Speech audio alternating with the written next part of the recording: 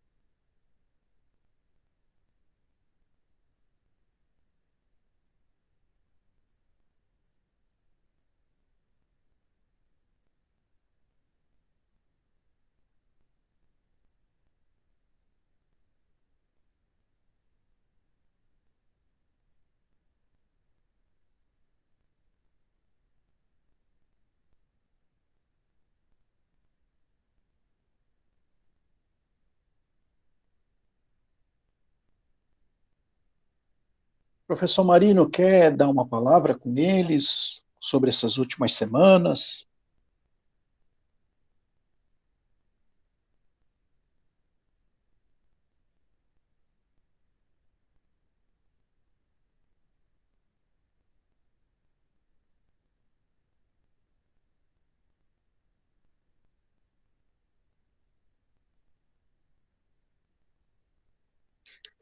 Muito bem, pessoal.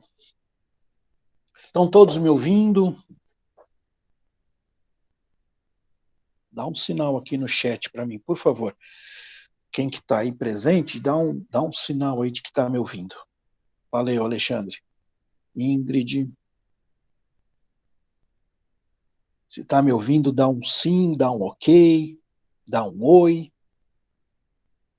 Alane, ok. Quem mais que está me ouvindo, dá um ok, dá um oi, dá um sim. Por favor. Até para eu saber se está todo mundo aí, né? Ana Luísa, ok.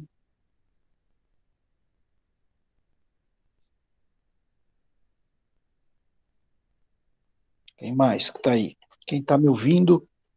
Se está me ouvindo bem, está me vendo, está me ouvindo, dá um sim, dá um ok, dá um oi. Até para eu saber se vocês estão aí junto comigo, né?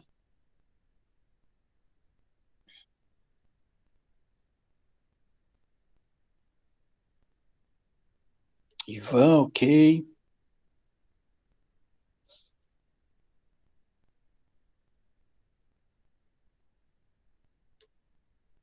Quem mais? Bom, vamos lá.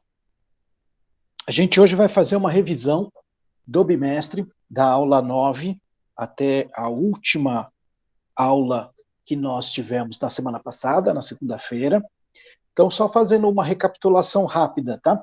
Hoje é uma aula de revisão, é bastante coisa, né, para a gente ver, então, assim, eu não vou, obviamente, entrar em detalhes de cada conteúdo, porque isso já foi feito nas aulas, né, cada aula de cada conteúdo. Então, hoje é só para a gente dar uma recordada básica no que a gente já viu, no que nós tratamos aí no decorrer da disciplina de administração de recursos humanos e também vamos dar uma repassada aí na questão do AVA, tirar alguma dúvida ou outra, se alguém tiver, a gente vai dar, eu vou dar uma pausa para que vocês vão até o AVA, dar uma olhadinha, ver se você respondeu todas, tá bom? Então, até para dar uma dinâmica na aula, não ficar muito cansativo, só eu aqui falando, um monte de coisa.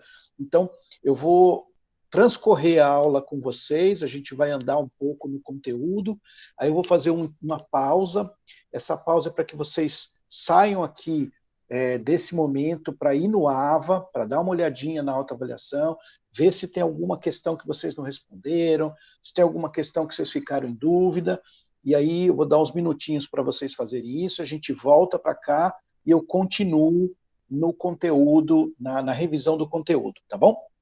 E aí, na semana que vem, vocês vão ter um simulado da prova final, tá bom? Então, na semana que vem, vai ser uma prova, só que não vai valer nota, para que vocês possam, mais ou menos, aí entender como é que vão ser, se bem que vocês já fizeram a prova no primeiro bimestre, então já estão mais ou menos aí espertos de como que é o esquema da prova, né?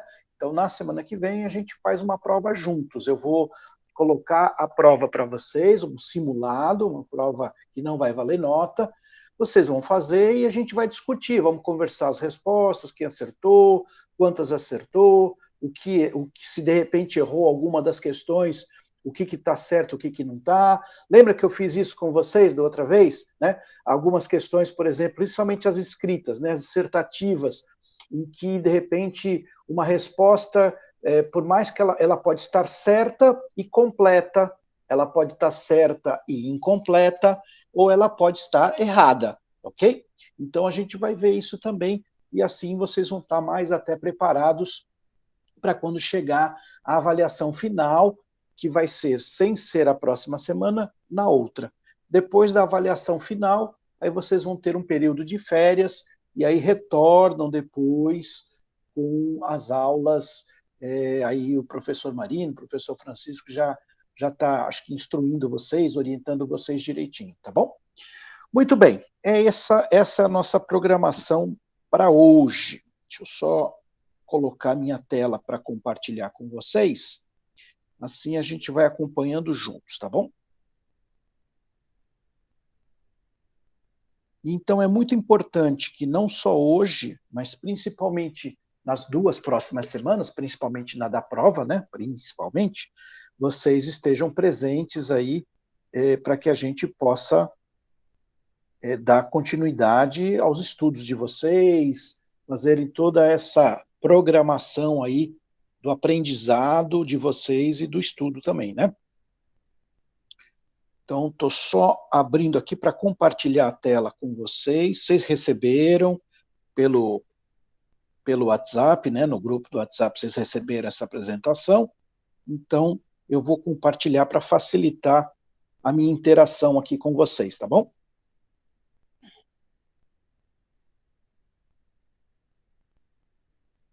Assim que entrar na tela, eu já começo a falar aqui com vocês. Então, só para recapitular, eu vou fazer o seguinte, eu vou fazer uma parte do conteúdo, aí eu vou dar uma pequena pausa para vocês irem até o AVA, a autoavaliação, checar o que vocês, se tem alguma questão, algum que vocês não responderam, vou dar alguns minutos para vocês fazerem isso, aí a gente volta aqui para o ambiente de aula para a gente complementar o conteúdo, tá ok? Prontinho. Então, já está na tela de vocês. E agora,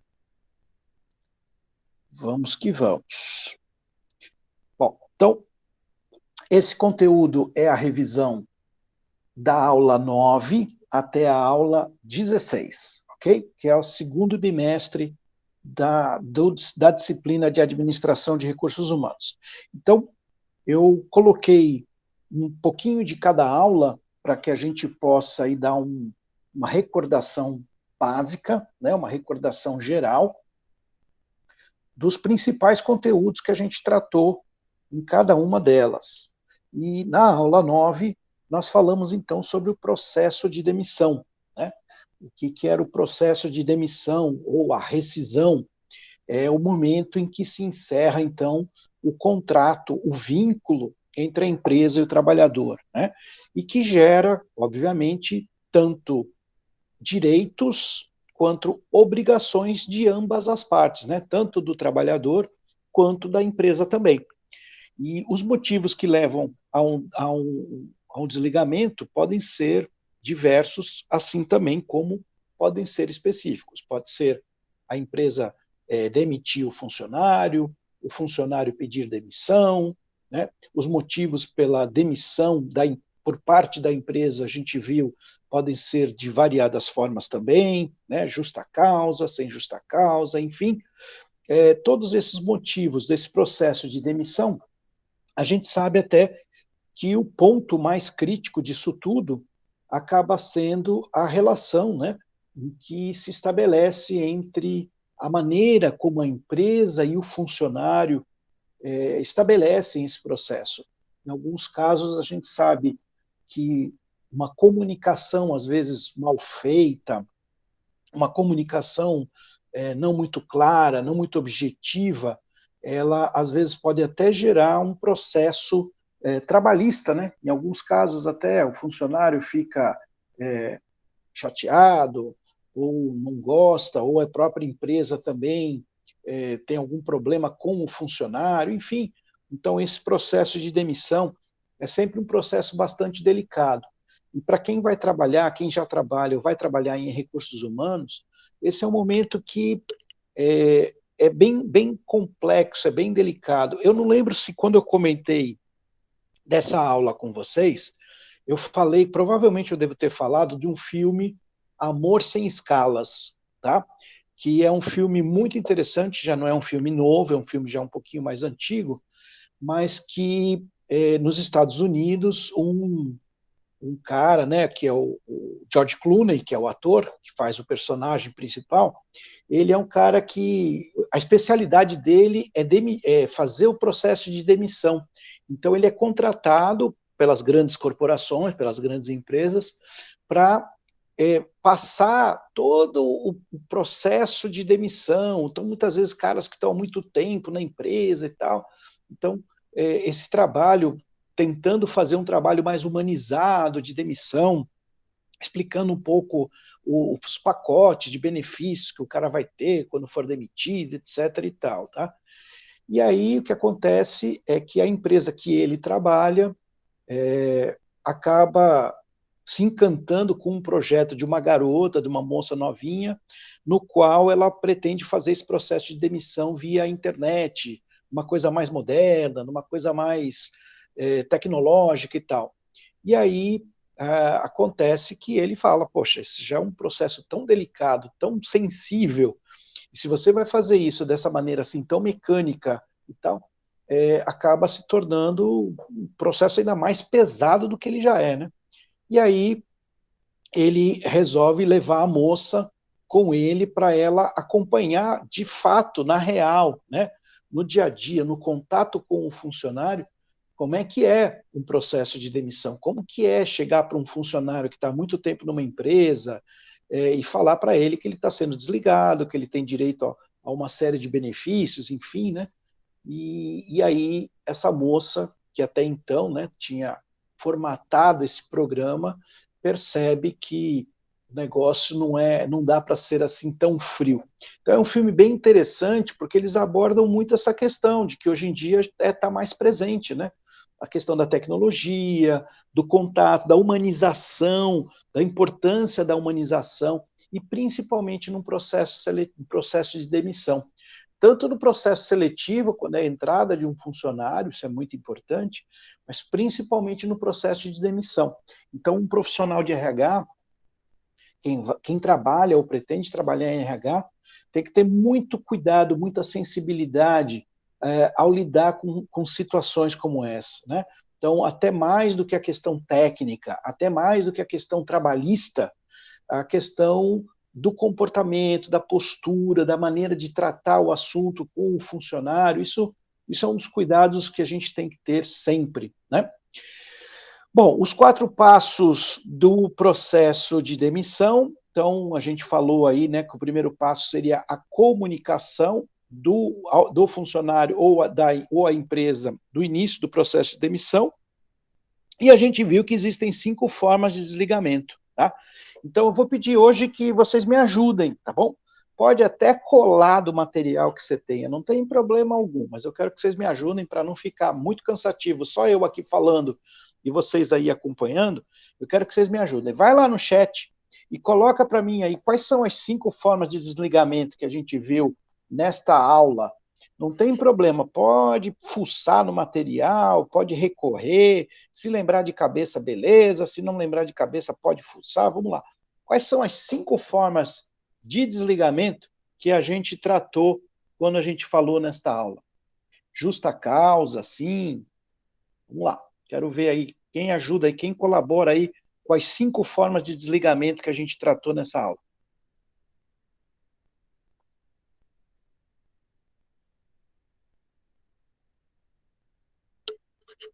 Coloca no chat aqui para a gente poder compartilhar. Justa causa, sem justa causa. Então, quais são as 5? Vamos lá.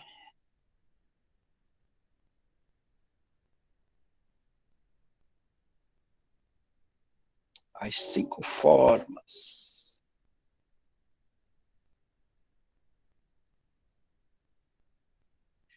Pedido de demissão, beleza. O que mais?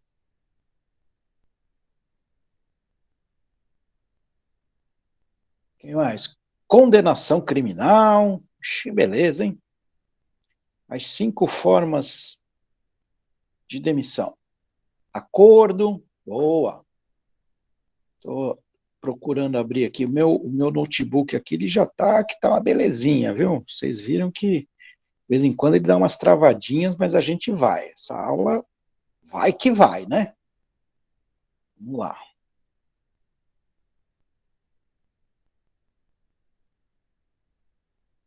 Deixa eu pegar aqui só para tá com tudo certinho do que a gente vai falar. Até porque essa é uma pergunta, por exemplo, boa para uma prova, né? E aí a gente pode misturar, embaralhar algumas das respostas, mas sem aquela ideia de pegadinha, né? Sem aquela ideia de querer prejudicar o aluno, mas mais para a gente poder realmente ver o que a gente entendeu, né, da disciplina, né? Quais são, de fato, aí os conteúdos que a gente está entendendo. Eita, nós. Tá dando problema? Vai, mole um negócio desse, gente. Peraí.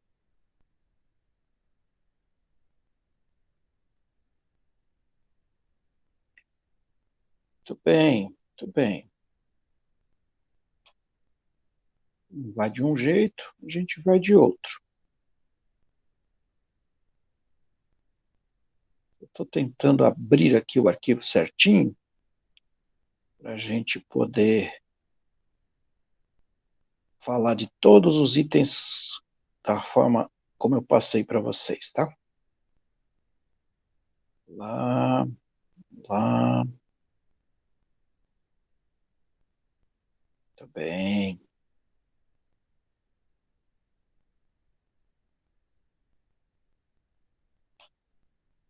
Vamos ver se agora abre certinho aqui.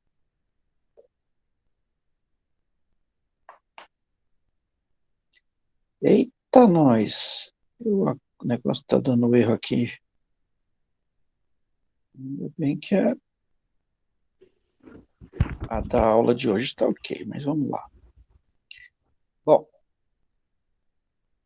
então, falamos das 5 formas, é isso aí, tá? Que a gente já colocou aqui. Deixa eu só ver. Por que está dando esse erro, que é um mistério. Aí falamos dos próximos passos, né, do processo de demissão, que era o cumprimento do aviso prévio, falamos da homologação, da baixa na carteira e também do pagamento da rescisão. Então, o que eu sugiro a você é dar uma, claro, né, como eu falei, aqui eu não vou detalhar tudo aquilo que a gente já viu durante a aula, que a gente já conversou durante a aula, não vou aqui falar tudo de novo, para não ser uma coisa cansativa, repetitiva. Mas é importante que você pegue o material, pegue o conteúdo da aula, pegue o conteúdo durante a semana, dá uma repassada, vê os tópicos principais. Vocês já viram na prova passada que eu fiz com vocês, eu vou pegar pelos elementos principais, eu não vou ficar pegando, quando que foi instituída a lei. Não, isso não interessa. O que interessa para nós é saber os principais assuntos. Então, quais são, por exemplo, uma possível pergunta para uma prova, quais são os 4 passos do processo de demissão? Tá? Então, isso é uma coisa básica, né, que a gente tem que saber. Então, quais são os 4 passos do processo de demissão? Comunicação do início do processo de demissão, ok. Cumprimento do aviso prévio, homologação, demissão da baixa da carteira e pagamento da rescisão. Ponto. Então, sabendo isso, já é um tópico importante para a gente entender, para a gente lembrar. E aí, falamos do seguro-desemprego, né? Que o principal intuito desse programa é dar o suporte financeiro para o trabalhador, quando está depois do processo de demissão. A gente sabe que na prática tem todo um trâmite, né? Todo um trâmite burocrático, até porque tem pessoas que pedem para ser demitidas só para poder baixar o seguro-desemprego, então tem todo um certo cuidado da legislação para também as pessoas não burlarem, não quererem se dar bem em cima, né? Bom, depois falamos também do programa de controle médico e saúde ocupacional, e que dentro dele existe o exame demissional, o exame de demissão. Ele é um exame importante porque ele vai dar o atestado de saúde ocupacional, em que vai dizer que o funcionário tem condições, né, está em condições, não tem nenhum problema, não tem nenhuma situação na qual ele tenha que permanecer na empresa, enfim. Tá? Então, esse programa, ele ajuda não só na admissão, né, então, ele estabelece exames periódicos, exames de retorno ao trabalho, às vezes a pessoa se afastou, mudança de função, admissão, quando a pessoa é admitida na empresa, e também quando a pessoa é desligada da empresa. Hoje em dia, até pela uma grande reestruturação da maioria das empresas, esses exames são feitos em clínicas, né, em empresas especializadas. Eu, particularmente, já trabalhei em empresas em que tinha o próprio médico do trabalho. Tá? Então, existia o médico da empresa que ele fazia todo esse trabalho. Mas aí, primeiro que já foi num tempo um pouquinho mais antigo, e segundo, que também depende muito do tamanho da empresa, né? Para você ter um profissional especializado só para fazer isso dentro da empresa. Né? Muito bem. Aí, na aula seguinte, nós falamos sobre legislação trabalhista.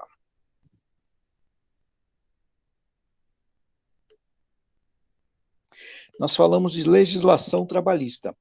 Então, neste assunto, nós vimos que a questão da legislação, até um trava-língua, a legislação trabalhista, ela está praticamente relacionada com a questão do direito no trabalho. Então, geralmente, quem trabalha na área de RH com essa questão de legislação trabalhista é alguém que está com uma formação mais específica em direito, em advocacia, tá bom? Inclusive da parte de sindical também, geralmente são pessoas já mais com essa pegada de advocacia, de direito, enfim. Tá? Então, a legislação trabalhista são os direitos que resultam da condição jurídica dos trabalhadores. O direito do trabalho é estabelecido por um conjunto de normas regidas pela CLT. Tanto que a gente até comentou, né, teve até na prova, teve uma questão do regime seletista, né? Seletista que vem, então, da CLT, que é a consolidação das leis do trabalho. Então, da Constituição também, de 88, e de outras leis. Então, quando a gente pensa em legislação trabalhista, nós temos aí uma série de leis, uma série de questões que dão respaldo tanto para o funcionário, para o trabalhador, quanto para a empresa também. Então, e a legislação, como a gente já viu nessa aula, ela vem, principalmente nos últimos anos, com o governo atual, federal, ela vem sofrendo algumas mudanças, vem passando por algumas alterações. A legislação principal da CLT ela é muito antiga, na época do Getúlio Vargas, poucas coisas tinham mudado, então muitas coisas ficaram antigas, né? E aí, com isso tudo, a gente vem hoje aí numa uma mudança, só que esbarra em muitos interesses políticos, muitos interesses sindicais, enfim. Então, por isso que às vezes também essas mudanças, às vezes, por mais que sejam, possam ser boas para algum dos lados, ou para os dois lados, né, para o trabalhador e para a empresa, elas às vezes demoram um pouquinho. O fato é que a legislação trabalhista no Brasil, ela tem uma vertente muito mais para, não é ajudar, mas assim, para dar um suporte maior ao trabalhador. A legislação trabalhista no Brasil, ela entende que o trabalhador é a parte mais fraca do processo, né? É a parte mais sensível desse processo.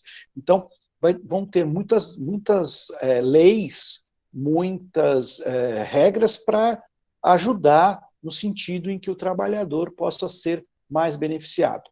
Só que o que acontece aqui com isto também, durante muito tempo, a legislação trabalhista ela prejudicou de uma tal maneira algumas empresas, algumas situações organizacionais, que algumas empresas acabaram também saindo, né? Então, a legislação nossa ela é bem complexa, ela tem alguns aspectos que não favorecem o empresariado, então isso às vezes também gera um pouco de conflito, né? Principalmente para empresas que vêm de fora, empresas estrangeiras, quando chegam no Brasil e começam a tentar entender a nossa legislação de trabalho, algumas não conseguem se adaptar, se ajustar. E aí geram conflitos, ou às vezes a empresa não consegue permanecer aqui, não acha que vale a pena, né? Então, isso é uma das questões aí discutíveis e, por isso, a necessidade também de uma modernização dessa legislação. A CLT, então, ela é composta por 8 capítulos que especificam direitos de grande parte dos grupos trabalhistas brasileiros. O que mais aí? A CLT prevê a possibilidade... A CLT prevê a possibilidade de utilizar princípios por parte das autoridades administrativas e da Justiça do Trabalho.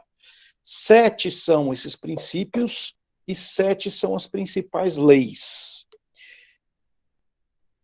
Eu deixei até em aberto aqui para que vocês pudessem também me ajudar nesse sentido aí, né? Me falando quais são essas 7 e 7 que eu coloquei aqui para vocês. Deixa eu só ver se agora abre o outro arquivo. Se não abrir também, aí a gente dá outro jeito, né?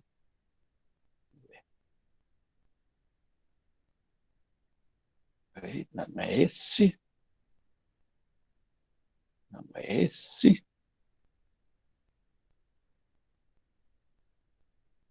Esse. Então, a pergunta, vamos ver se ele anda direitinho. Quais são esses 7 princípios que regem? Quais são os 7 princípios que regem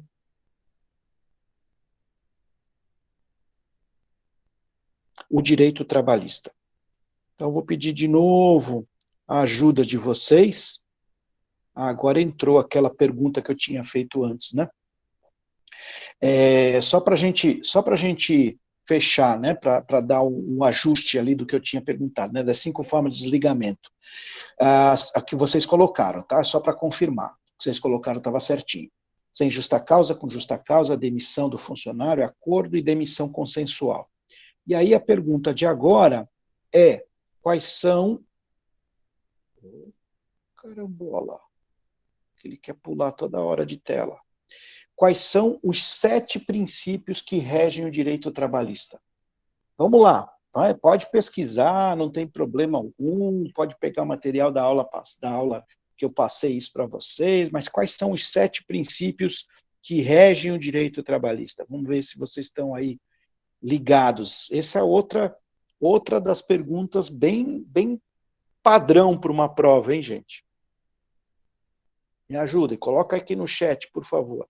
Quais são esses 7 princípios que regem o direito trabalhista?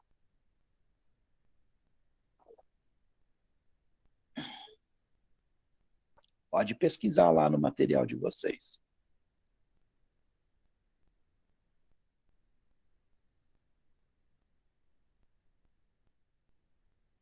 Da proteção. Opa, está começando a sair. Isso é boa. Boa, Lani. O que mais? Os 7 princípios.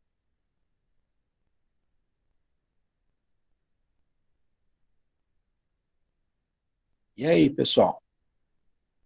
Vamos lá. Dedinho lá no chat, pesquisa, pode dar uma procurada, dar uma revisada lá no material.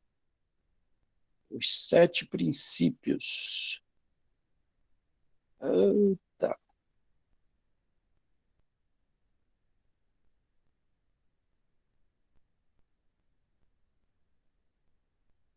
Esqueci o nome, não. Esqueci o nome, não existe. Ei, Laia, ó. Os 7 princípios da irrenunciabilidade de direitos, de proteção, de não alterar o contrato. Vamos lá. Da proteção, da norma mais favorável, olha lá na tela, vai, vamos facilitar a vida, vai. Da condição mais benéfica, da imperatividade das normas, da indisponibilidade dos direitos, da inalterabilidade contratual e da primazia da realidade. Nomes complicados, né, gente? Nomes assim. Lógico, eu não vou querer que vocês decorem essas coisas todas, tá? Não é necessário decorar isso. Mas é interessante a gente, assim, até por uma questão de lógica, a gente entender que todos esses direitos, eles estão relacionados, como eu falei antes, a garantir, a resguardar, principalmente o trabalhador, né? Então, entendendo que o trabalhador, ele é a parte mais frágil, mais sensível, a que pode ser mais prejudicada numa situação trabalhista, tá? E aí, no material que a gente viu na aula, explicava um pouquinho de cada um deles, etc, e tal, tá? Muito bem. Aí, eu perguntei a vocês que foi... Opa, tá saindo na tela, até já dei a dica, né? Quais são as 7 principais leis trabalhistas? Vamos lá. Já foi uma na tela, já. Quem conseguiu ficar esperto já pegou uma. Quais são as 7 principais leis trabalhistas? Quais são as 7 principais leis trabalhistas? Uma já passou na tela ali, se você ficou esperto, você já viu. Vamos lá, me ajudem. Dedinho no chat, vamos lá, por favor. Vamos participar aqui. Quais são as 7 principais leis trabalhistas? Não precisa ser na ordem, não. Pode ser a que você lembra, né? Aí a gente vai dando um tiquezinho aí do que está ok, do que não está ok, né? E quando a gente fala aqui dessas 7 leis, as principais leis trabalhistas, a gente sabe que tem muitas, mas essas são as mais comuns, as mais tradicionais, né? As que a gente vai falar mais, as que a gente vai lidar mais quando nós estamos na área de RH, que a gente vai lidar com elas por mais tempo, né? Isso, vale transporte, hora extra, exatamente, Alane. O que mais? Quais são essas 7? Pode pesquisar lá no material, não sei se está fácil para você, eu sei que às vezes você está no celular e o material está lá também, né? Não tem erro. Se você tiver acesso, tranquilo.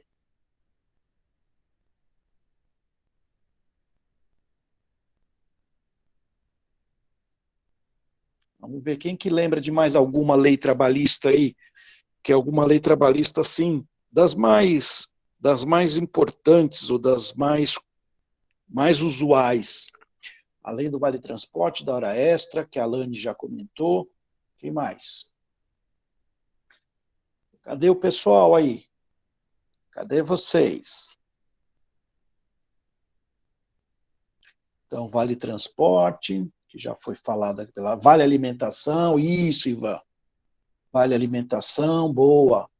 Que mais? Que outra? Licença maternidade, pô, não tem mãe aqui no grupo? Ninguém aqui é mãe?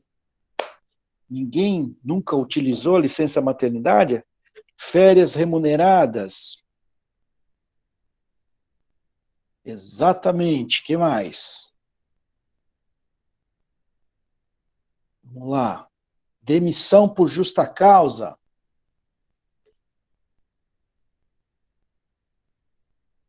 Hora extra, que já foi falado. E aviso prévio, né? Isso aí, Ruth. Beleza. Muito bom. Então, gente, é só para a gente dar uma breve recordada mesmo, né? Então, essas 7 leis trabalhistas, essas sim, também é um conteúdo aí de prova, pode ser uma questão aí, né, para trazer um pouquinho aí essa recordação, puxa, o que será que, quais são as 7 principais leis trabalhistas? São as mais comuns, acho que a gente vai ver com mais frequência.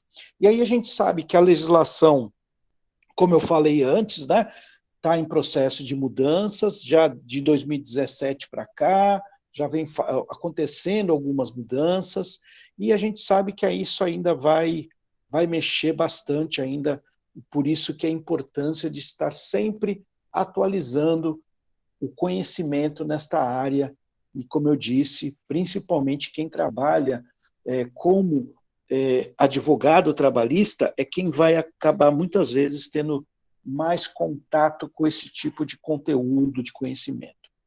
Muito bem, na aula 11 nós falamos de gestão de pessoas. Gestão de pessoas, então, falando um pouco aí dessa visão macro, dessa visão ampla do que é a área de administração de RH, que é a área relacionada com o gerenciamento das pessoas, com o gerenciamento da gestão de pessoas dentro da organização. Então, a área de recursos humanos é isso. Aí está aí uma pergunta para uma prova, né, gente? Quando pode ser uma pergunta dissertativa, uma pergunta escrita, falando assim, o que é a área de administração? Comente sobre a principal função da área de recursos humanos. Aí você vai lá escrever do seu jeito, com as suas palavras. A área de recursos humanos é a área responsável pela gestão das pessoas dentro da organização, como, por exemplo, recrutar, selecionar, treinar, avaliar cargos, etc. Está aí. Tá? Essa é uma boa pergunta para uma prova que é importante a gente entender. Né? Vejam, como eu disse para vocês, as perguntas, geralmente, quando eu elaboro uma prova, eu quero saber o geral, aquilo que é o mais importante. Eu não quero saber o específico do específico do específico, que, no final das contas, no dia a dia, nem muitas vezes até um especialista, às vezes, não sabe, ele tem que pesquisar, ele tem que sondar. Então, agora, o geral, a informação maior, todos nós temos que saber, né? Quais são os objetivos, então, da área de recursos humanos? Está aí também uma boa pergunta, né? Tem vários itens aí. Você entendendo isso, eu posso, por exemplo, chegar para você na prova e falar assim, olha, me descreva 2 objetivos da área de RH. Ajudar a organização a alcançar seus objetivos e realizar sua missão.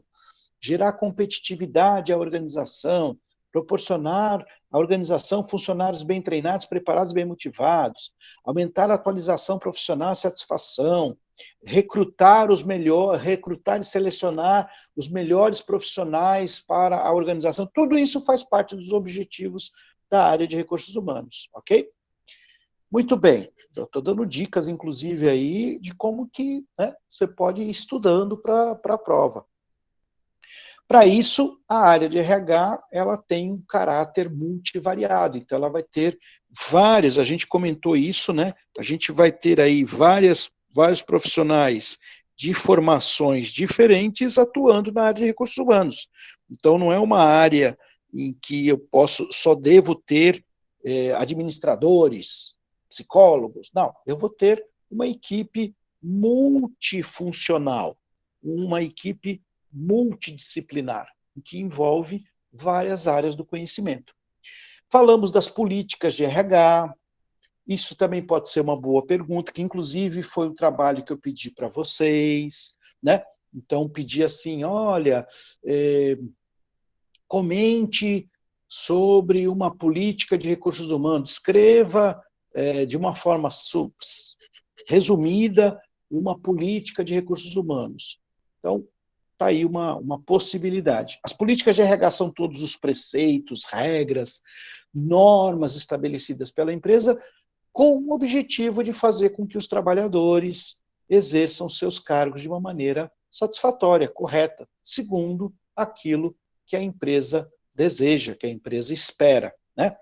Elas têm a finalidade de alinhar a atuação dos profissionais de acordo com os planos e estratégias da empresa em questão, visando o crescimento e o desenvolvimento da organização. E aí, num resumo geral, o que é a área de RH? É o conjunto de políticas, de práticas necessárias para gerenciar os aspectos do espaço funcional das pessoas, incluindo recrutamento, seleção, treinamento, etc. É o conjunto de decisões integradas sobre as relações de emprego que influenciam a eficácia dos funcionários. É a função que está relacionada com a provisão, com o treinamento, com o desenvolvimento, com a motivação, com a manutenção das pessoas dentro da empresa. É a função administrativa dedicada à aquisição, ao treinamento, à avaliação. Então, vejam, a área de RH ela envolve todos esses aspectos. Inclusive, na aula que eu falei disso com vocês, eu comentei das divisões, né? Das divisões que a gente tem dentro de uma área de RH. Claro que dependendo do tamanho da empresa, da característica da empresa, do tipo de negócio em que ela atua, ok? Muito bom. Até aqui, pessoal, tranquilo? Tudo bem? Estou dando para dar uma refrescada,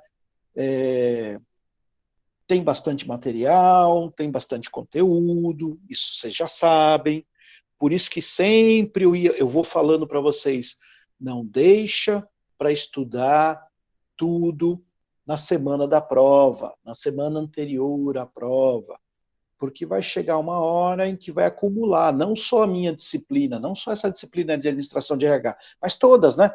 Então, assim, para que você possa se organizar de uma maneira legal, tira um tempinho por dia, pega uma meia hora, separa uma meia hora, vai lá, dá uma revisada no material, dá uma olhada, dá uma lida, pega uma matéria hoje, pega uma matéria, outra matéria amanhã, final de semana. Eu sei que às vezes é um pouquinho mais sacrificado para alguns, mas pensem que este é um sacrifício temporário. Eu também já fui aluno, eu também sou aluno, né? Professor também passou por isso. Então a gente sabe que cada um tem uma rotina, tem suas responsabilidades, tem suas dificuldades. Porém, eu acho que o grande barato é o seguinte, já que a gente está nessa, vamos fazer o negócio fazer valer a pena, né? Vamos fazer a coisa bacana. Então, vou pegar um pouquinho de cada dia, que eu tenha ali meia hora, que eu consegui pelo menos meia hora por dia. O ideal, uma hora. O ideal, por dia, uma hora. Dar uma revisada, pegar o material da aula de cada semana. Se você vai fazendo isso constantemente, o peso se torna menor, porque você vai guardando, você vai sempre relembrando, vai sempre deixando vivo na tua cabeça. Tá bom? Muito bem. Noções de cargos, funções e atribuições. Quando eu falei dessa matéria com vocês, eu comentei vários momentos que essa era uma disciplina, que esse era um conteúdo mais técnico, né? Então, este é efetivamente um conteúdo no qual requer ali um preparo à parte. Então, profissionais que querem trabalhar com essa área de cargos e salários, como é mais conhecida, precisa aí de uma formação específica, fazer um curso, muitas vezes, na área, para entender toda a estrutura, a estratégia, como montar, como fazer uma descrição de cargo, como fazer um levantamento, como fazer as tabelas salariais, etc. e tal. Então, isso tudo é bastante trabalhoso, é uma área muito interessante, muito rica, mas é uma área que requer bastante trabalho. Requer algum conhecimento da área de estatística, de matemática, de língua portuguesa, porque vai ter que, né, escrever cargos, tal, enfim. E aí, o que é importante a gente entender? As diferenças entre algumas questões aí, né, que estão aí para vocês. Diferença entre cargo, função, atribuição, o que é uma descrição de cargo, quais são, o que são requisitos, o que é uma estrutura de cargos. Então, quando a gente fala de cargo, a gente está falando o grupo de deveres e responsabilidades que tornam separado e distinto um cargo do outro, um conjunto de características diferentes. Então, o cargo é o comprador, é o vendedor, é o analista, o gerente. Então, isso a gente está falando que isso é o cargo, é o conjunto, é esse conjunto de atribuições, é o conjunto de tudo aquilo que requer, não só das atividades, não só daquilo que a pessoa vai exercer, mas também a sua formação, as suas características específicas e assim por diante. A função é a atividade propriamente dita, tá? Então, a função é o que a pessoa vai fazer. E a atribuição são o conjunto de atividades. Então, a função e a atribuição, elas são mais ou menos ali parecidas, tá? Então, a atribuição são as responsabilidades. A função é o que a pessoa faz. O cargo é o conjunto geral de tudo isso que vai ser descrito, que vai ser detalhado. Então, a descrição do cargo é exatamente a elaboração de um documento, de um descritivo de tudo aquilo que são as tarefas, as atribuições que compõem determinado cargo, que tornam ele específico. Então, quando eu falo o que faz um comprador aqui na empresa, então o comprador ele vai ter algumas funções específicas da área, técnicas, mas também algumas funções gerais dentro da organização. E que muitas vezes um comprador, até para facilidade de entendimento disso no mercado, esse comprador ele vai ter algumas funções que vão ser semelhantes na maioria das empresas. Então, um comprador, obviamente, né, pelo próprio nome, ele faz o quê? Ele compra. Ele compra o quê? Depende do que a empresa trabalha, com que tipo de compras que são necessárias da empresa. Então, vamos imaginar que a empresa é uma metalúrgica. Então, ele vai ter que fazer compras desde produtos de insumos, né, material metálico, etc., ou como ele também pode fazer compras de material de escritório. Então, esse comprador, ele tem na sua característica, na sua composição do seu cargo, a tarefa principal é pesquisar preços, pesquisar fornecedores, estabelecer melhor relação de custo-benefício para a empresa, por exemplo. Tá? E aí, dentro dessa descrição de cargo, eu posso descrever um pouquinho como é que ele vai fazer isso, que tipo de atribuições são importantes, como é que ele vai desenvolver essa atividade dele. Agora, claro que não dá para eu entrar no detalhe do detalhe do detalhe do que essa pessoa vai fazer, né? Então, quando eu faço uma descrição de cargo, eu descrevo as tarefas principais, as atividades principais. Para facilitar o nosso entendimento, um analista de recursos humanos, ele pode ter diversas atividades dentro de uma empresa. Ele pode ser mais específico para uma função de recrutamento e seleção, por exemplo, ou ele pode ser, se uma empresa menor, ele pode incorporar tanto as atividades de recrutamento e seleção, quanto de departamento pessoal, quanto de treinamento, quanto de outras atividades que compõem a área de RH. Então, por isso que numa descrição de cargo é fundamental estar lá descrito quais são as principais atribuições que essa pessoa vai exercer. Então, os requisitos e a especificação são as exigências necessárias. Então, o que precisa? Precisa ter curso superior, precisa ter uma formação técnica, precisa ter algum conhecimento de algum tipo de software, precisa ter algum tipo de, por exemplo, precisa ter veículo próprio. Então, são os requisitos, as especificações de cada cargo.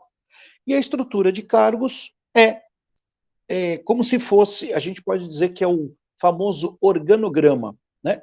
Aonde que cada cargo está dentro da empresa. Quem responde para quem, que cargo tem uma responsabilidade maior do que outro. Então, dentro de uma empresa, um analista financeiro tem o mesmo peso, a mesma responsabilidade que um analista de RH, que um analista de logística, que enfim. Então, isso dentro da estrutura de cada empresa vai ser analisado, avaliado, estruturado conforme exatamente essa análise que o profissional de cargos e salários vai desenvolver. Aí nós temos o plano de cargos, carreiras e salários, que é o conjunto de normas que rege essa estrutura, determinando o status de cada um. O organograma é mais ou menos esse desenho que está aí do lado, né? Que aí está com bonequinhos, mas quando a gente faz um organograma tradicional, é como se fossem várias caixinhas, né? Então, cada caixinha dessa é um cargo. Então, vamos imaginar aí que nesse desenho que vocês têm aí na tela, desses 3 bonequinhos aí que estão em destaque, vamos imaginar que são 3 cargos de diretoria. Então, vamos supor que um é diretor administrativo financeiro, o outro é um diretor comercial e o terceiro é um diretor de recursos humanos, por exemplo. Tá? Então, dentro de cada um desses diretores, abaixo deles, nós temos ali ou um gerente ou um supervisor. Então, no primeiro você tem 2 bonequinhos embaixo, no segundo você tem 3, no terceiro você tem mais 2. E assim você vai descendo na hierarquia. Então, quando a gente fala de uma estrutura de cargos, de gestão de pessoas, de cargos e salários, é esta definição. Quem faz o quê, qual a responsabilidade, quem manda em quem, como é que é a estrutura da sua empresa hoje, né? Então, para definir isto, é preciso entender a empresa, sua cultura, suas atividades, etc, etc. Ok? Muito bem. Então, dentro de um plano de cargos, carreiras e salários, nós temos a descrição de cargo, que eu já comentei um pouco, a análise do cargo, a avaliação do cargo. A descrição é o processo de enumerar as tarefas. A análise do cargo é avaliar os requisitos, né? O que cada cargo tem de importante, de responsabilidade, etc. Tal. E a avaliação do cargo é exatamente isso. Então, que cargo dentro da minha empresa, que cargo tem uma responsabilidade maior do que a outra? Se eu sou uma empresa de software, que eu vendo software, eu vendo serviços de tecnologia da informação, um profissional desta área da minha empresa vai ser muito mais importante do que um profissional da área contábil, muito mais importante do que um profissional de RH, do que um profissional, sei lá, de outra área. Então, isso vai também ser uma avaliação estruturada conforme a característica que a empresa tem, o tamanho da empresa, o porte da empresa e assim por diante. Tá bom? Pessoal, são 19h57 no meu relógio. Eu vou dar a vocês 10 minutos, tá? 10 minutinhos para que vocês possam ir até o AVA, dar uma olhada lá, 10 minutos, hein? Ir até o AVA, dar uma olhada lá, ver se tem alguma questão que você não respondeu, ver se tem alguma coisa que ficou em dúvida, como é que você está, volta aqui para a sala, para o ambiente aqui virtual, tá bom? Vou estar esperando vocês em 10 minutos, ok? Então, vai lá no AVA, veja se tem alguma questão em aberto e volta para cá em 10 minutos, por favor.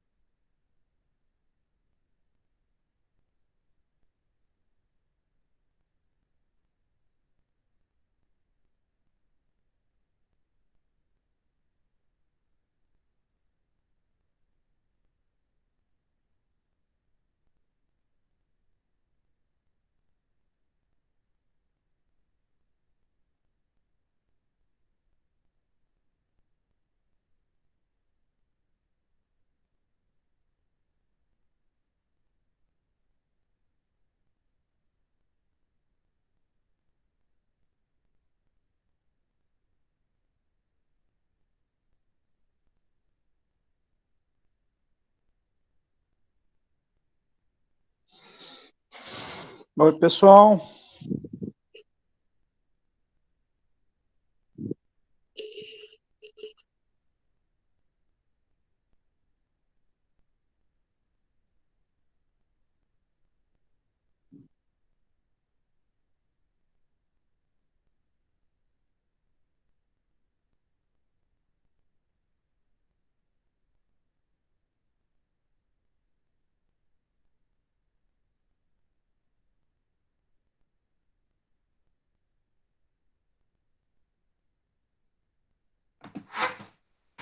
Eles estão puxando a corda lá, Rogério?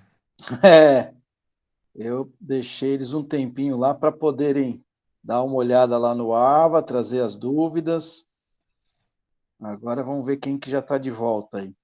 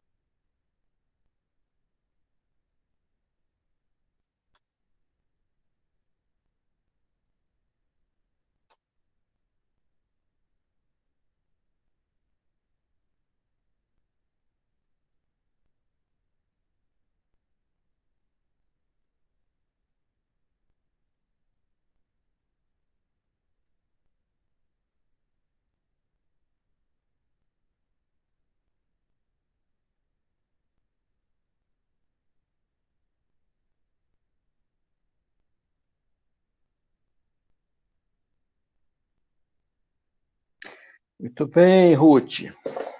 Tem alguma questão pendente? Ficou alguma questão pendente lá no AVA?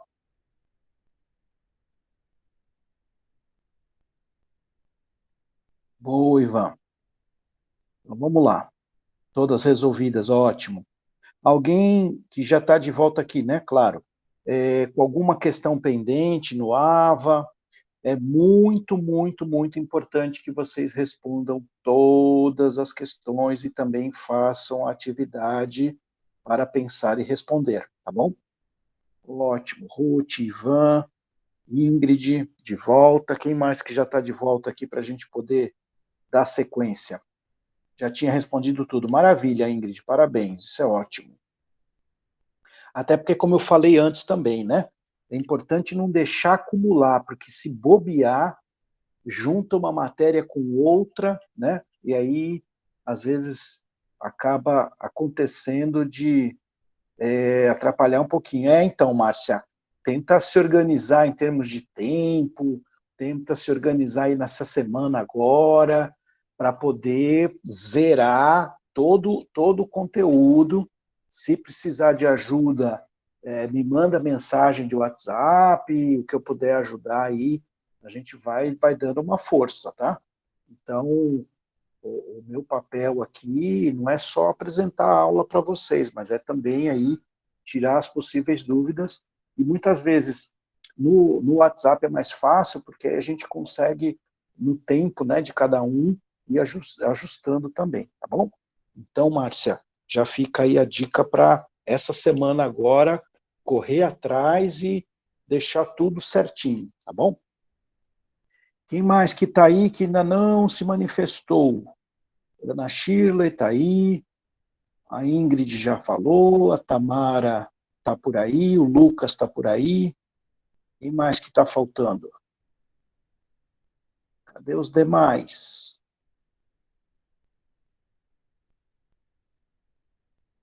Isso, ótimo, Marcia.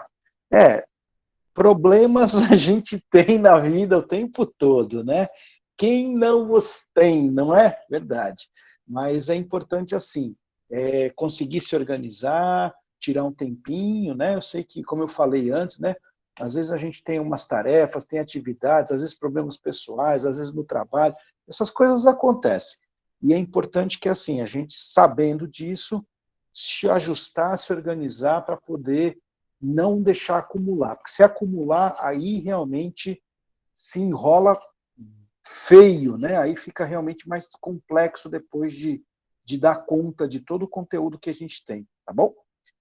Muito bem, pessoal, se alguém tiver alguma questão do AVA em particular, que sentiu alguma dificuldade, etc., me chama pelo WhatsApp, que é mais fácil, até porque a gente vai no individual, né? E facilita a nossa conversa, tá bom? Vamos, então, dar continuidade aqui ao nosso conteúdo, lembrando, então, para todos que na semana que vem nós vamos ter um simulado, ou seja, vai ser uma prova que não vai valer nota, mas vai ajudar vocês também, além de recordar um pouco o conteúdo, a se sentirem mais preparados, mais seguros para a avaliação final do semestre, tá bom? Então, é muito importante que na próxima semana vocês estejam presentes novamente, a gente vai fazer uma prova simulada, a gente vai corrigir durante a aula, vocês vão ter um tempo para fazer, vocês vão voltar aqui para o ambiente da aula, a gente vai corrigir, vai tirar as dúvidas, tá certo? E aí na outra semana depois, aí sim, aí vai ser a prova final, na qual vocês vão ter aí parecido com o que vocês tiveram na anterior, né? O mesmo número de questões, no mesmo formato, claro que atualizado para o conteúdo agora. Então, o conteúdo para estudar para a prova da semana que vem, que não vai valer nota, e para outra, da outra semana, que aí sim vai valer nota, é o conteúdo que a gente está vendo hoje, da aula 9 até a aula 16, tá bom? Então, minha recomendação a você, pega esse material, tira um tempinho por dia, não só dessa disciplina, mas das outras disciplinas também, tira uma meia hora, uma hora, se você puder. Eu sei que para algumas pessoas é mais puxado, é mais cansativo, eu sei, eu entendo isso, porque eu também já, como eu falei, eu já fui aluno e sou aluno, né? Então eu também continuo estudando, também faço meus cursos, e eu sei o quanto, em alguns casos, é um pouco mais complexo. Mas a gente está aqui para isso, para fazer valer a pena, né? Estudar de fato e aprender o que é necessário. Então vamos lá. Vamos falar então de recrutamento e seleção, que a gente viu aí que é uma das áreas, dentre todas, é a área que é a porta de entrada para as pessoas dentro da organização, né? Então, quando a gente fala de recrutamento e seleção, a gente está falando aí do primeiro contato que o trabalhador, que o colaborador vai ter com a empresa. Então, o profissional que vai trabalhar, que escolhe trabalhar, o que acaba atuando nesta área, tem que ser uma pessoa que goste de lidar com gente, porque vai lidar com todo tipo de pessoa, desde pessoas de nível mais elevado, né, de nível cultural, nível financeiro, nível de tratamento um pouco mais elaborado, até pessoas muito simples, né, para cargos às vezes mais simples, para atividades menos elaboradas. Então, é importante que esse profissional saiba lidar com todo tipo de público. Eu me lembro, quando eu fui trabalhar na Petibon, a fábrica de biscoito. O pessoal conhece a Petibon por causa do macarrão, né? Eu fui trabalhar na fábrica de biscoito. A Petibon tinha sido comprada pela Danone e eles estavam querendo trazer para o Brasil uma marca da França. E aí eles compraram a fábrica da Petibon, que era de biscoito. Muito antiga, muito tradicional em São Paulo, tá lá na Lapa. E aí eu lembro que quando eu comecei a fazer os processos seletivos, a gente tinha umas vagas lá para a área de produção, e eu me lembro de uma das formas que a gente utilizou naquela época, isso faz alguns anos, era pedir para, como era às vezes uns cargos muito simples, umas vagas muito simples, para a área operacional, era muito simples, então o pessoal tinha até por hábito, por ser uma empresa antiga na região, de ir na porta da empresa para procurar emprego. Então, às vezes, a gente até colocava placa na empresa, né? Vamos supor, auxiliar de produção, né? Os cargos mais simples que tinha. E eu lembro de pegar a carteira de trabalho, que era a forma que a gente tinha de fazer a triagem, era pegando a carteira de trabalho. E olha, eu vou dizer para vocês, hein? Tinha umas que dava, sinceramente, até nojo de pegar. de tão velha, de tão estragada, de tão... Aquele cara que já trabalhou em 500 lugares, foi tudo quanto é lugar, andava com aquela carteira de trabalho para tudo, para cima e para baixo. Então, assim, isso me ensinou muita coisa, me ensinou a não ter o preconceito, né? Então, é muito importante a gente entender que quando a gente está do outro lado da empresa, do lado de dentro da empresa, que a gente vai lidar com todo tipo de pessoa, a gente tem que ter uma humildade muito grande, porque quem está do outro lado, a gente não sabe a história da pessoa, da dificuldade que a pessoa está passando, quanto tempo ela está desempregada, o tipo de situação que ela está vivendo, como que foi para essa pessoa chegar até a empresa. Tem gente que não tem dinheiro para condução, tem gente que não tem dinheiro para tomar um café, para ir até a empresa. Então, eu vivi muitas coisas assim, né, enquanto profissional de recrutamento e seleção, e isso faz com que a gente tenha que ter muita capacidade de respeito pelo outro. Então, olhar o outro como um ser humano, acho que esse é um dos principais fundamentos para quem trabalha com recrutamento e seleção. Respeitar as pessoas. Eu, inclusive, como candidato em algumas vagas que eu fui participar, eu vi muito desrespeito também. Participei de coisas assim, de deixar esperando na recepção horas, tempo, né? E depois, em outras ocasiões, já como profissional dentro da empresa, o pessoal reclamar, falar, puxa, olha, antes aqui funcionava assim. Então, essa é uma das coisas que eu sempre tomei muito cuidado como profissional de recursos humanos, é de respeitar quem está do outro lado. A gente não sabe a história da pessoa, a gente não sabe as dificuldades que a pessoa está passando, então, mesmo que essa pessoa não seja o candidato que vai ser aprovado, ele não tenha o perfil, ele não tenha as condições, as características, enfim, a experiência necessária e tudo mais, a gente tem que sempre tratar, independente de quem seja, de qual nível, de qual cargo, de qual vaga, a gente trabalhar e respeitar as pessoas, porque elas são muito importantes, independente de qualquer coisa. Você carrega a empresa, né? Quando você trata um candidato de uma forma respeitosa, você está dizendo, olha, a empresa respeita as pessoas. E se o contrário acontece, de novo, é a empresa, né? Então a imagem que você carrega é da empresa. E aí, relembrando que recrutamento é diferente de seleção, porque recrutamento é você divulgar a vaga, né? Então você tem uma vaga dentro da empresa e o recrutamento é quando você vai captar, é quando você vai divulgar uma oportunidade e vai atrair as pessoas para essa oportunidade. A partir do momento que você captou, que você atraiu, que você divulgou e captou uma quantidade X de pessoas, aí sim você vai escolher entre estas pessoas aqueles candidatos que melhor preenchem o perfil da vaga. Então é a parte da seleção do processo seletivo.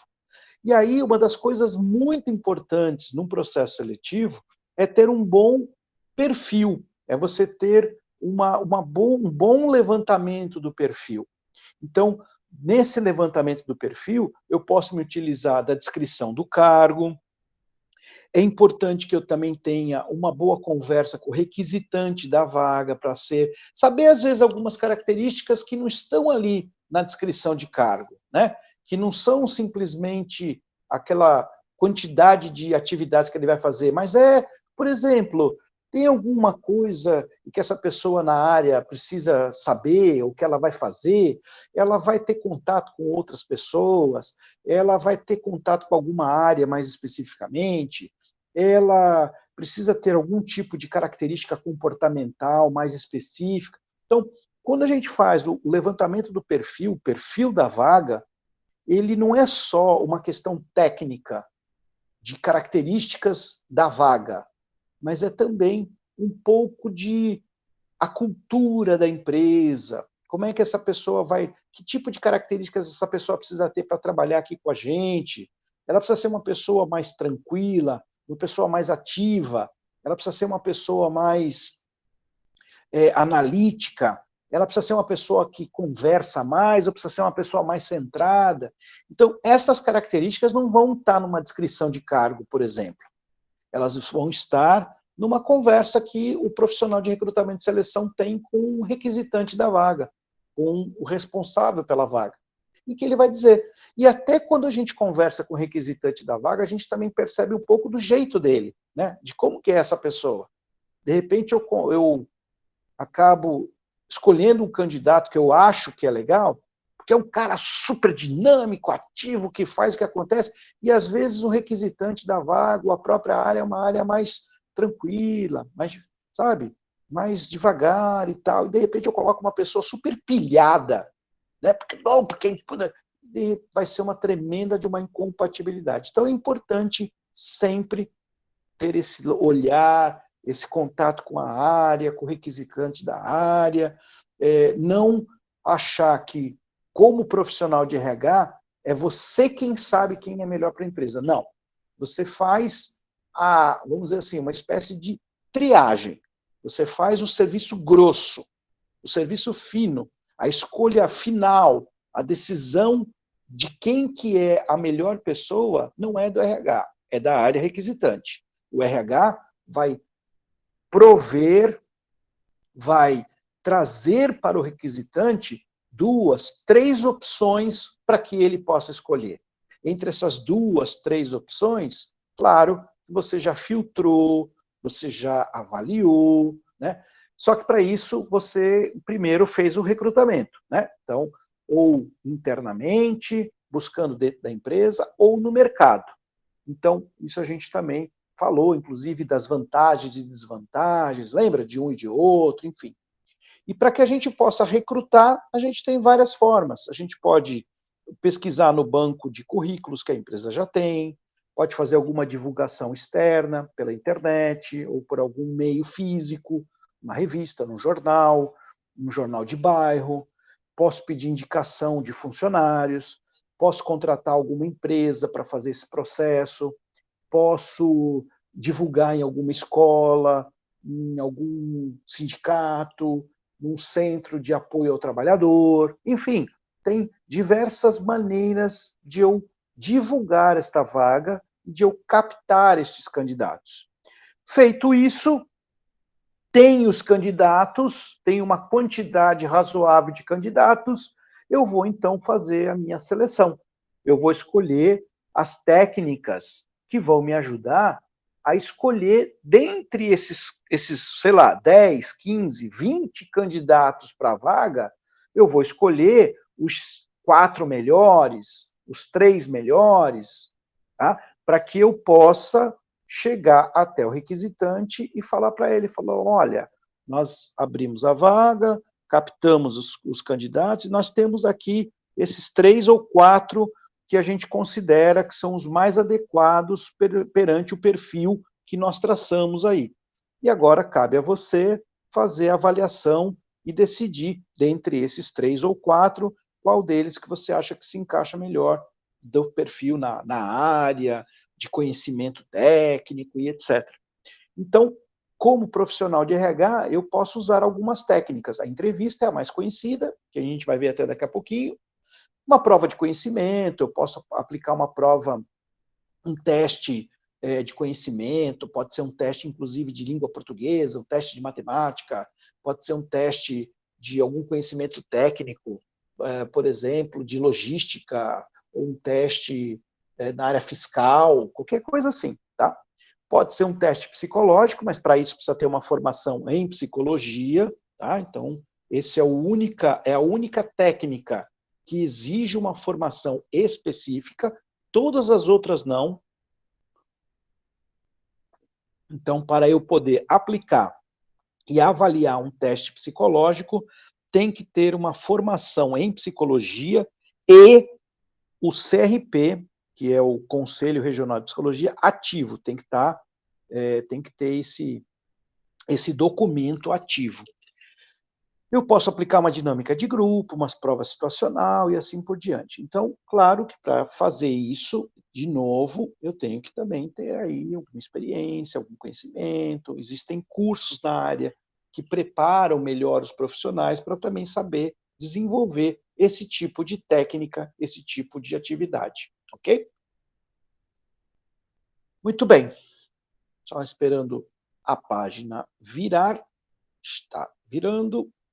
E aí nós chegamos em treinamento e desenvolvimento. Então, a gente viu recrutamento e seleção como a porta de entrada dos candidatos na empresa.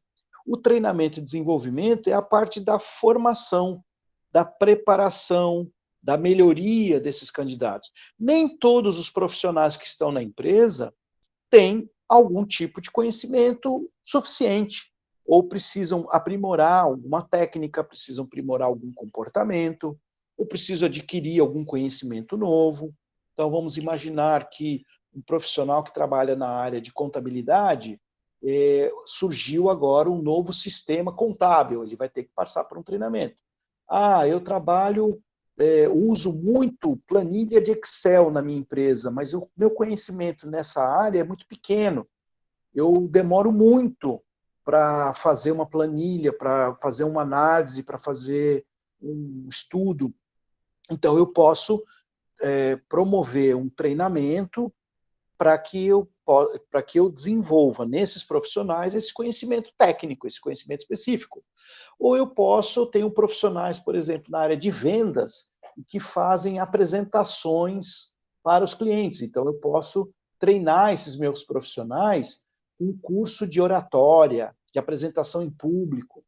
Ou eu quero melhorar o nível de liderança dos meus gestores aqui na empresa. Então, eu posso fazer um trabalho de desenvolvimento de lideranças. Vou pesquisar no mercado uma empresa ou um profissional que trabalhe com desenvolvimento de lideranças, de que forma que eu posso aplicar isso na minha empresa, quem que eu vou chamar para participar, qual a carga horária, quanto tempo, quanto eu vou gastar. Então, quando a gente fala de treinamento, a gente está falando aí de diversas abordagens. E um dos treinamentos, uma das técnicas de treinamento mais até comuns, que a gente pode dizer assim, é o programa de integração. Então, um candidato entrou na empresa, é novo de empresa, e eu vou programar que ele passe lá um dia, ou às vezes, dependendo da empresa, uma semana, para fazer um programa de integração. O que é isso? Ele vai aprender sobre a empresa, sobre as principais atividades, sobre algumas questões técnicas, segurança do trabalho, por exemplo, uso de EPIs, sobre atividades da área de RH, enfim. Aí cada empresa descreve esse seu treinamento de integração de uma maneira. Eu já trabalhei em empresa que o programa de integração às vezes durava uma semana. Já participei de empresa que o programa de integração durava um dia. Outras empresas dura meio período. Mas ele é interessante, porque ele é uma forma de você criar uma ambientação, de você dizer para o novo funcionário, antes dele começar a trabalhar, ou se ele tem pouco tempo de empresa, porque às vezes não dá para colocar todo mundo junto, como é que as coisas funcionam, com as principais regras, as normas. Então, um programa de integração, ele é um programa que está dentro desse preceito de treinamento e desenvolvimento. Tá? E é um programa bastante comum, bastante usual em diversas empresas. Quando a gente fala, então, de treinamento, a gente está falando de um processo composto por 4 etapas, como a gente viu na aula, quando eu falei disso com vocês. Isso também é um conteúdo bem forte para uma pergunta de prova, né, gente? Quais são as 4 etapas de um processo de treinamento?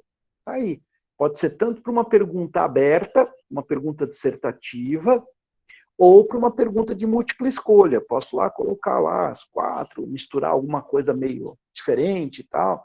Então tá aí um conteúdo bem forte para uma pergunta e uma avaliação, tá bom? Já fica a dica aí para você. Já ir estudando o que é importante. Então, quando a gente fala de processo de treinamento, são 4 etapas que são fundamentais. Primeira delas, eu preciso saber o que eu vou fazer, o que eu vou treinar. Então, um levantamento de necessidades, LNT, LNT, levantamento de necessidades de treinamento. É o diagnóstico. Então, eu vou levantar. O que precisa ser treinado? Quem precisa ser treinado, quando, como, por quê, etc, tal. É o diagnóstico, eu vou fazer um check-up ali, falar, tá, vamos fazer um programa? Aí, sim, eu levantei tudo isso, através de várias formas, eu posso usar um questionário, posso fazer pesquisa, posso fazer entrevista, a técnica são as mais variadas. Mas o primeiro ponto é esse, eu preciso saber o que eu vou fazer, quem que eu vou treinar, sobre o que, quando, como, etc. Aí sim, aí eu vou programar o treinamento. Então aí eu vou fazer a parte do planejamento, a programação.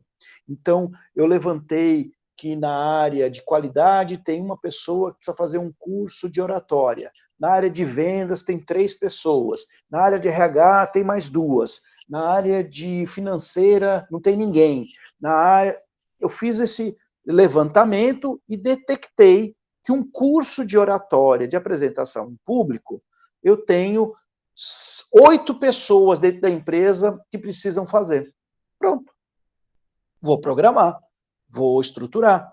É um curso urgente, é um curso que pode aguardar, eu posso fazer ele com recursos internos, alguém dentro da empresa pode ministrar? Não, eu vou ter que procurar fora, vou ter que procurar uma empresa, um consultor, etc, e tal. Então, a programação é todo esse planejamento. Eu levantei as informações, agora eu vou organizar essas informações de maneira a estruturar o meu plano de treinamento. Quando que vai acontecer, quem que vai executar, quem que vai ser, vai participar, qual é o custo que vai ter, etc. Tal. Feito isso, aí eu vou para a implementação, eu vou para a execução. Então, eu vou ter lá um curso de oratória no mês tal, eu vou ter um curso de Excel no mês tal, eu vou ter um curso de... me fugiu o nome, de CIPA no mês tal, eu vou ter um curso CIPA obrigatório, né? Cursos para formação de CIPA. Então, assim, eu vou me programar e vou executando. Eu vou executar com recursos internos, se tiver alguém para... meu programa de integração, quando que eu vou fazer integração? Todo mês? Eu tenho contratação todo mês? Eu vou fazer a cada 2 meses? Então, tudo isso faz parte da minha programação. A implementação é a própria execução. Executei, beleza, eu vou avaliar. Então, eu vou avaliar cada um destes treinamentos, para saber se aquilo que eu programei, a maneira como eu projetei, teve o resultado que eu esperava, se aconteceu do jeito que foi proposto.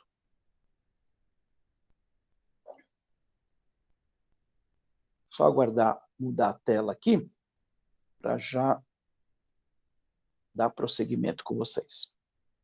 Então, treinamento como sistema, como eu falei, são os itens que são importantes, né? Tudo isso eu preciso estar atento, preciso analisar todos esses itens, para que treinar, quem que deve ser treinado, quem vai treinar, em que, onde, etc.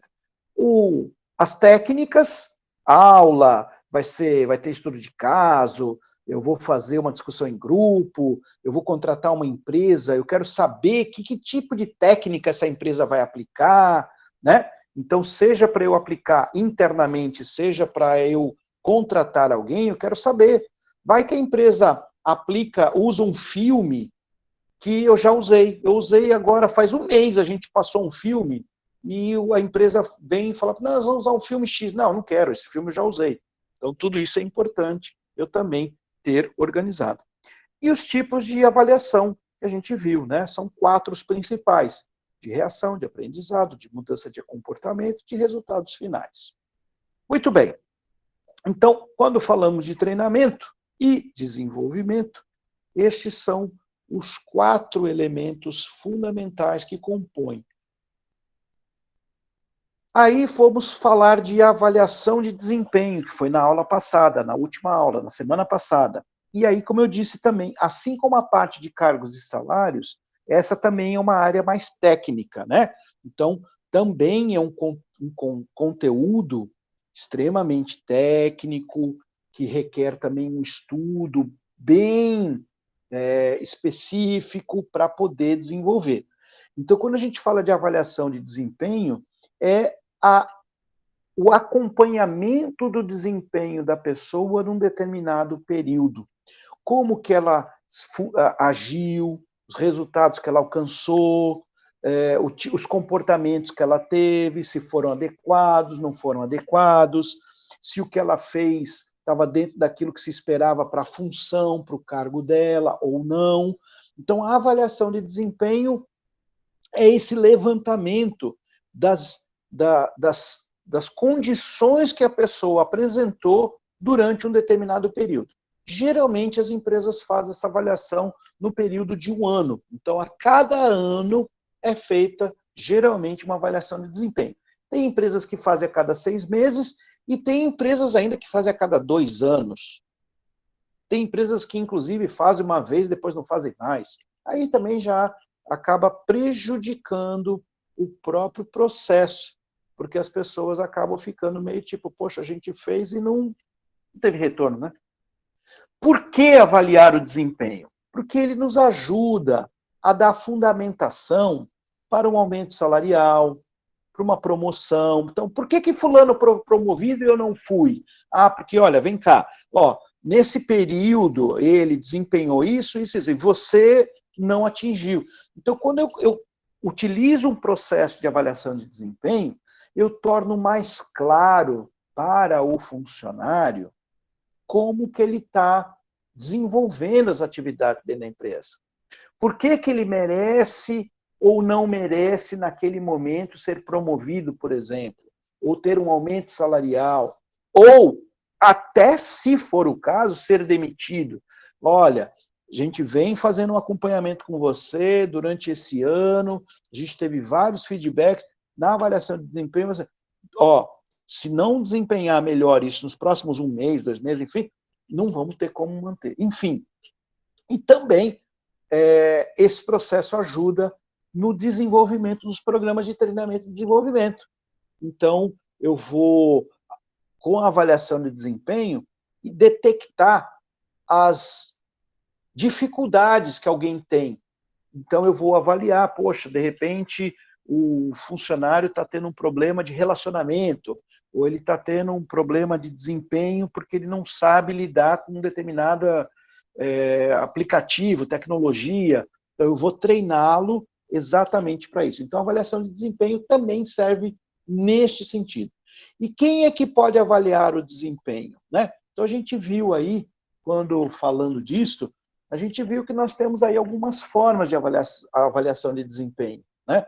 Nós temos a avaliação individual, nós temos a autoavaliação, nós temos a avaliação 360 graus, é aquela que todo mundo vai avaliar, nós temos a avaliação da chefia com o subordinado. Então, isso também é uma boa pergunta para uma prova, hein? Prestem atenção neste quesito. As etapas do processo, aí isso de fato já é mais difícil eu perguntar, porque isso é muito detalhe do detalhe, tá? Mas eu resumi, inclusive, aqueles 20 itens que eu tinha apresentado para vocês. Eu fiz um resumão aqui, eu adaptei, eu fiz um ajuste e coloquei ele em 8. Então, algumas das etapas a gente pode resumir dessa forma. Então, se eu vou fazer uma avaliação de desempenho na empresa, a primeira coisa é preparar e alinhar a técnica juntamente com a direção. Então, vamos fazer, por que nós vamos fazer, o que nós vamos fazer com isso, né? Então, a primeira coisa é preparar a diretoria. A diretoria tem que estar muito alinhada. Se não tiver, esse negócio não vai funcionar, não vai dar certo, ninguém vai acreditar. Definir a forma, quais as ferramentas, qual a periodicidade, treinar os gestores para fazer essa avaliação, as pessoas não estão acostumadas, elas não sabem fazer nem o feedback do dia a dia, quanto mais uma avaliação de desempenho. Usar um processo de comunicação dentro da empresa, fazer uma comunicação geral, olha, pessoal, nós estamos implementando, nós estamos fazendo, nós vamos realizar, por que isso é importante, o que isso vai colaborar, qual a expectativa, enfim. Fazer a aplicação propriamente dita, consolidar as informações, criar planos de ações e implementar. Eu resumi todas aquelas 20 etapas aí, desta forma, que é uma coisa bem dinâmica. Pensei, preparei, estruturei, divulguei, executei, vi os resultados, analisei, fiz as ações para as melhorias. Basicamente, é isso. Ok? Por último, e complementar a aula de recrutamento e seleção, condução de entrevista. Então, essa é a técnica mais comum no processo seletivo, nos ajuda a confirmar e checar as informações, aprofundar e conhecer o candidato, verificar o perfil que a posição exige, ver se a pessoa que está diante de você tem uma boa capacidade de comunicação, se ela sabe ser clara, objetiva, se ela tem um bom comportamento ali na hora, se ela é uma pessoa que demonstra ter um equilíbrio, né, uma tranquilidade, etc. Checar como essa pessoa leva a vida dela, por que ela saiu da empresa, como é que ela está na empresa, o que ela faz, enfim, como é que é a dinâmica da vida dela. Então, a entrevista, ela dá esse tom, essa pegada mais pessoal, mais humana, inclusive, né? E entre as vantagens e desvantagens que a gente conversou na última aula, uma das questões da entrevista, vou falar primeiro da desvantagem, é que as pessoas não sabem fazer entrevista de forma correta. Elas fazem perguntas, às vezes, que não têm pé nem cabeça, que não vão ajudar em nada, que lá na frente essa pergunta não vai resolver em nada, não vai trazer nenhuma informação que vai ser relevante. Então, é muito importante se preparar para uma entrevista, aprender a realizar entrevistas por competências. Isto é uma técnica específica, a entrevista por competências. Então, existe a entrevista tradicional, que a pessoa vai olhar o currículo e vai ficar checando informação. Para isso, é só ler o currículo. Agora, a entrevista por competências é uma técnica mais elaborada para você extrair do candidato exatamente respostas que estejam adequadas ao propósito da empresa, ao que ele vai executar na área e assim por diante. A vantagem da entrevista, a vantagem é que você consegue ver o candidato ali na tua frente, você consegue sentir o candidato, requer uma maturidade do entrevistador, requer que o entrevistador tenha um certo know-how, uma certa bagagem, para que ele possa ter esse feeling, essa sensibilidade, essa percepção mais aguçada para poder tirar isso como uma grande vantagem. E o bom da entrevista é que você não precisa gastar nada, né? A princípio, você está lá, é você, o candidato, um espaço adequado, legal, bacana. Então, assim, não requer muitas coisas. Essa é uma das principais vantagens. E, além disso, qualquer um pode fazer, né? Agora, é claro que precisa de preparo, como eu acabei de falar. Bom, para uma entrevista, nós temos aí, então, duas etapas principais. Uma delas é a preparação. Então, antes de eu entrar para uma entrevista, eu vou preparar um roteiro, eu vou preparar o ambiente, eu vou ver quem que é o candidato, até para quando ele chegar na minha frente eu saber o nome, saber um pouco do que ele já fez, para não ir nas perguntas óbvias, para eu ser mais objetivo, mais direto. Durante a entrevista, criar um clima amistoso, amigável, que é o rapport, que é ter a empatia, procurar deixar a pessoa mais à vontade, né? O Lucas comentou, né, que questionou a empresa que trabalha sobre as avaliações de desempenho. Olha, legal, Lucas, é importante, né? Isso ajuda muito no processo de desenvolvimento, né? E depois, se você quiser me comentar em particular como é que foi aí, se teve algum retorno ou não, tá? E aí, só para voltar, então, à questão da entrevista, durante a execução, então, o próprio execução da entrevista, Não, o roteiro te ajuda a você fazer algumas perguntas dirigidas, mas é muito importante que a pessoa não fique presa ao roteiro. Ela vai fazer aquelas perguntas e não sai daquilo. Não, o roteiro ele te dá um norte. Eu vou começar perguntando de tal coisa, depois eu vou para tal assunto, até para você não se perder, não ficar 2 horas numa entrevista batendo papo, né? E a conclusão. É sempre muito legal e importante, numa conclusão de uma entrevista, você deixar para o candidato o espaço para ele fazer perguntas. Então, olha, nós estamos encerrando, te agradeço a sua presença, a sua participação, queria saber se você tem alguma dúvida, se tem algo que eu possa te esclarecer. É também uma maneira de você pesquisar um pouco se o candidato ele é uma pessoa curiosa, se ele é uma pessoa que está satisfeito com tudo, né? Às vezes pode ser que alguma pergunta você não possa responder, e tudo bem, cabe a você até dizer isso, falar, olha, não, essa questão ainda não posso falar para você, nós estamos avaliando outros candidatos também, né? É muito comum, às vezes, o candidato perguntar, tá, quanto tempo que vai ter retorno?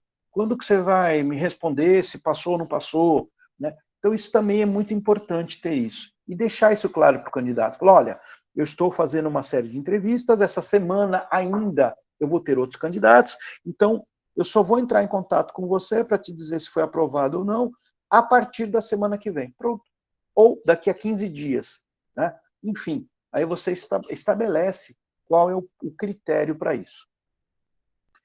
Os tipos de entrevistas que temos aí, eu já falei inclusive de uma delas que é de competência, né? Competência, a entrevista individual, que é a mais comum, a online, que cada vez mais está ganhando, cada vez mais aí está ganhando notoriedade, né? Com a tecnologia hoje, com a questão do isolamento e tudo mais. Então, online hoje também está ficando cada vez mais forte. A entrevista em grupo, às vezes facilita um pouco, mas não recomendo para a maioria das situações. É bom para quando é coisa muito simples, muito, muito simples. Tá? Até dá para você faz uma prévia. Você faz um grupão para fazer uma prévia. Da prévia você tira, sei lá, você tem 40 pessoas, 30, 40 pessoas, você faz umas 20 pessoas, 30 pessoas, você faz uma entrevista em grupo. Dessas 20, 30, você tira 10. Né? Então, assim, serve para isso. Você tem uma atividade muito simples, por exemplo, eu usei isso quando eu trabalhei na Tectoy Brinquedos. A gente tinha que contratar muito jovem, que não precisava ter experiência. Então, vejam, não precisava ter experiência, porque que eles iam fazer? Eles iam fazer a demonstração do produto nas lojas. Então, eles tinham que ficar na loja, eram jovens de 15, 16, 17, 18, até 20 anos de idade, que iam ficar na loja demonstrando o produto, demonstrando o videogame. Então, ele ficava lá na loja e tal. Então, o que para esse cargo precisava ter? Uma boa aparência, precisava ter uma boa capacidade de falar, assim, precisava falar A, B, C, D, né? Basicamente, precisava ter muita coisa muito elaborada, não. Então, numa entrevista em grupo, eu conseguia, como era um volume muito grande, tinha que selecionar 500, às vezes 1.000 jovens, num período de um mês. Então, eu entrevistava 5.000, 6.000, era assim, era uma loucura, todo dia. Então, não dava para você fazer entrevista um por um. Imagina, fazer 500 entrevistas um por um. Então, a gente colocava, às vezes, numa sala, 10, 15, 20 candidatos, dava uma pergunta geral, via mais ou menos como é que se respondia, se colocavam, e dali se tirava uma geral. Daquele geral, aí sim, os que tinham saído razoavelmente melhorzinho ia para uma entrevista individual. Aí sim a gente fazia o processo. Então, essa entrevista em grupo, ela era uma entrevista de triagem, para separar aquilo que não tinha absolutamente nada a ver daqueles que tinham algum potencial, que aí sim a gente ia avaliar com mais detalhes numa entrevista individual. A entrevista por competência, a entrevista com requisitante, então, para complementar. E por último, os dois tipos principais de perguntas que são feitas numa entrevista. A pergunta fechada, que é aquela específica, né? Você tem carro? Você vende ônibus? Enfim, são perguntas específicas, né? Você fuma? Você está trabalhando atualmente? O que você faz? Qual é a sua atividade? Enfim, são coisas bem fechadas, bem específicas. E a pergunta aberta, que aí sim, elas já requerem uma elaboração maior, né? E você dê tempo também para o candidato responder. Não adianta fazer uma pergunta aberta e já bloquear o cidadão, a cidadã para responder. Beleza?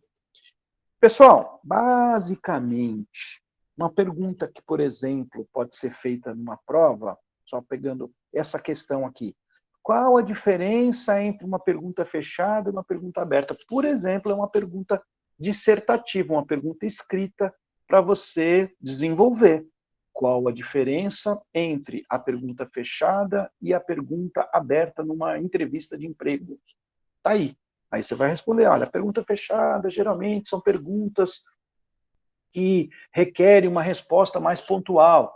E uma pergunta aberta são questões que levam o candidato a responder de uma forma mais ampla, que utilizam mais palavras. Ok, tá aí. Beleza?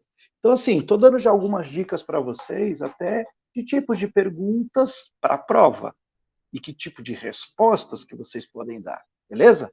Então, finalizando, semana que vem nós teremos aí um simulado, até já vai ajudar nesse sentido também, né, para que vocês possam estar mais preparados. E nesse simulado, então, a gente vem para a sala, todo mundo aqui junto, eu vou dar as orientações gerais para vocês, vocês vão fazer que nem da outra vez, vocês vão para o formulário de prova, vão responder, eu vou dar um tempo para vocês responderem, um tempo de prova, vocês vão responder, vão voltar aqui para a sala para a gente fazer, ver as respostas, avaliar as respostas, ver o que acertou, o que não acertou, e se preparar e estar mais seguro, mais tranquilo para a avaliação final depois, tá bom? Se alguém tiver alguma dúvida específica, me manda mensagem pelo WhatsApp, que vai ser bacana a gente poder compartilhar. E por hoje é isso. Espero que tenha sido uma boa recordação, espero que tenha ajudado. Estudem, preparem-se, tenho certeza aí que vocês vão ter um ótimo desempenho nas próximas 2 semanas, tá bom? Um abraço para vocês, uma boa noite, bom descanso e até a segunda-feira que vem. Obrigado, Ruth.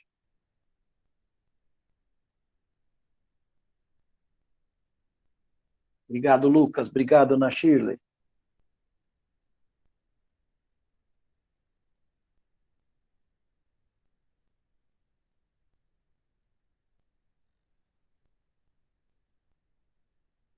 Valeu, Tamara. Obrigado.